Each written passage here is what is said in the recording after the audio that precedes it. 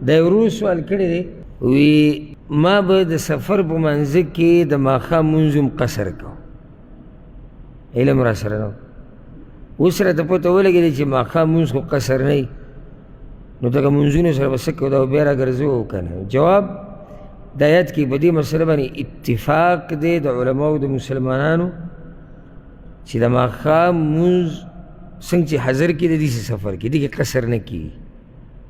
ماښام لمونځ کې قصر نشتی او بل کوم لمونځ کې د سحر په منځ کې.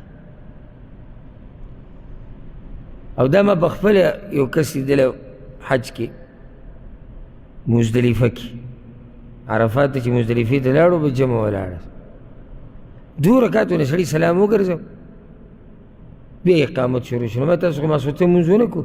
وایي نه موږ ماښام وکړو. نو مې ماښام دوه رکعته موږ قصر وکړو. دا د افسوس خبره ده چې دومره جهالت ښه، او چې چا دا کار جهلن کړی نو اول خو به دې توبه وباسي، کوتاهي ترې شوې ده. خو دی به دا لمونځ کوي او که نه، نو دې کې د علماو دوه قوله دي. یو قول د علماو دا دی چې دی به دا لمونځ بیا راګرځوي،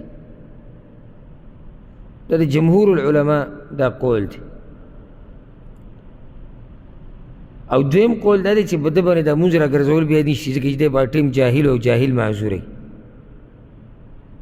په دې کې هغه قول چې کې احتیاط دی او باقي عمل پکار دی، هغه دا چې دی دا لمونځونه راوګرځي.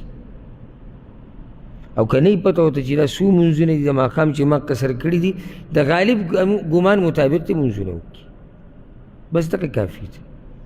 یعنې خپله یو اندازه دې ولګي، یو تخمیني اندازه دې ولګئ چې یاره تقریباً کیدی شي ما دومره یعنې لمونځونه د ماښام هغه په سفر کې کړي او ما قصر کړي دي، هغه دې بیا راوګرځئ. په دې کې احتیاط وکړئ او د اختلاف د علماو نه به مو وشي.